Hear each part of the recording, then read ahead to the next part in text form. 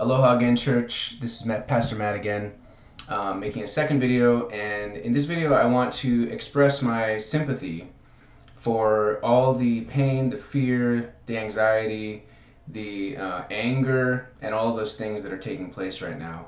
And part of the reason is that I do want us to end up with hope, greater faith, greater usefulness to God, greater peace, all of these things. But I do want to say this is not just so easy. This is not like a narcissist or a sociopath that just doesn't feel anything that's going on around us. And so I want to open with a psalm. This is written by David, Psalm 5, starting in 1. He says, "Give ear to my words, O Lord. Consider my groaning. Give attention to the sound of my cry, my King and my God. For to you do I pray. O Lord, in the morning hear my voice. In the morning I prepare a sacrifice for you and watch." This psalm and many other psalms begins with David's honest bringing of his pain and his cry to God to say, "I'm groaning." But he's not groaning in a corner saying, "God doesn't understand, God's not going to act. I need to do this myself, and then when I come to God, I need to act happy and act as if I'm okay." Instead, he says, "Give ear to my words, O Lord, O Yahweh, consider my groaning. Give attention," asking God, give attention to the sound of my cry. But then he says, "My King and my God." So this is not a anger at God. This is not bitterness at God. This is not saying that God's not righteous or just or that he's done you wrong. He's just saying, "God, I've got these things going on." And in David's case, he's groaning, he's crying because people want to kill him.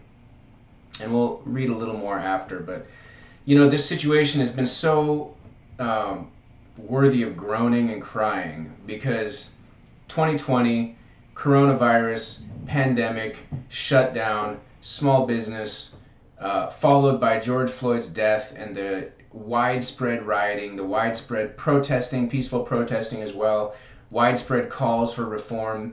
This city's doing that, that city's doing this. Most or many major cities have a huge spike in homicides and other major crimes. States are unable to travel back and forth without quarantine. We're in Hawaii, which is one of the strongest quarantines, but this is true on the mainland as well.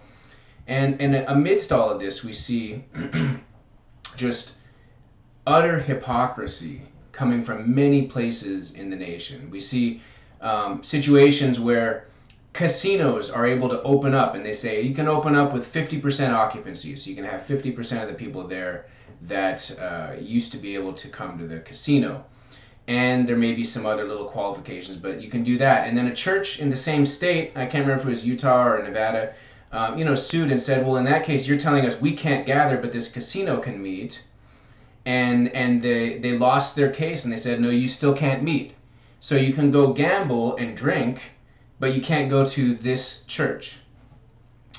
You can go to Costco, you can go to Target, you can go to Walmart, but massive amounts of mom and pop shops are closed down, many of them forever." I would have more to say about this, but in my opinion, I don't think small business is going to recover for, I would say, an entire generation. And I don't think that's saying too much. You have massive amounts of conflict between people who are wearing masks accosting people who are not wearing masks, people who are not wearing masks. Also, like for instance, at my business, someone took my posters that I have to have up and tore them down and throw them on the ground. Well, that doesn't help me at all because it's not me making the rules. We have arguments taking place, in some case fights and even violence and even shooting and murder taking place over all of this. Churches have had to either partially or fully shut down. Many places, in California, it's stricter. Hawaii is not too bad, but there's still a lot of restrictions. Some of them seem pretty silly. Some of them seem to be weighted in one direction and not really fairly represented for other things like movie theaters or different kinds of gatherings.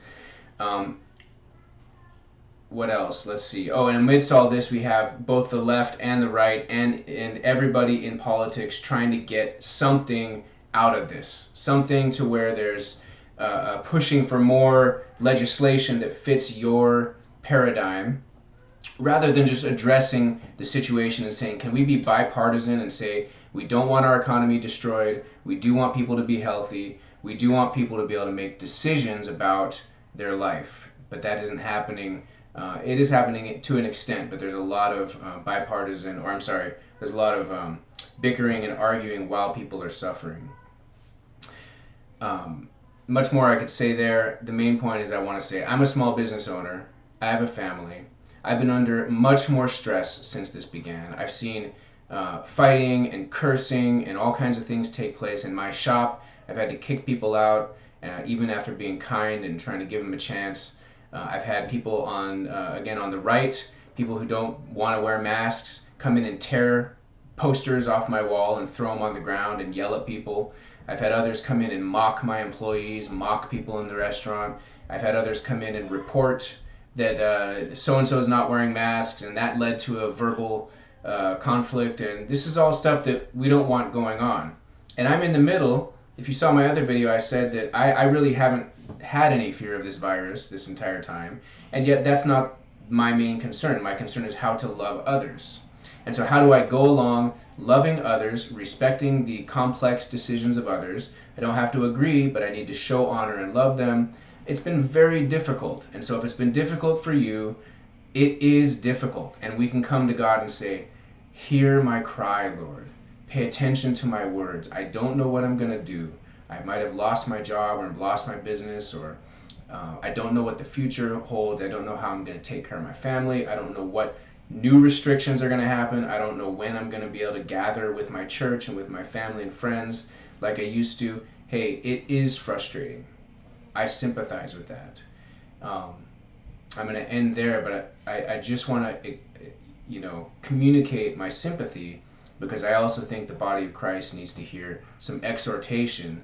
And without communicating my sympathy for this frustration of this situation, it may come off as unfeeling. But this is a tough, tough situation, and there's a lot of hypocrisy. And if you follow the news, there's a lot of very frustrating things that we're seeing that may lead us to believe that this is going to go on forever, or that this is a persecution against the church, or that this is the very end of time. And I want to let you know that I sympathize with that. God bless you. Oh, but I'll finish with some more of David's words. Psalm 5:11, same psalm. But let all who take refuge in you rejoice. Let them ever sing for joy, and spread your protection over them, that those who love your name may exult in you. In the same conversation with God, it's a very short psalm. He begins with his groaning and with his cry, and he says, but I rejoice, I exult in you. Let everyone who loves your name exalt in you. Exalt in the name of God. Exalt in the name of the Son of God, Jesus Christ.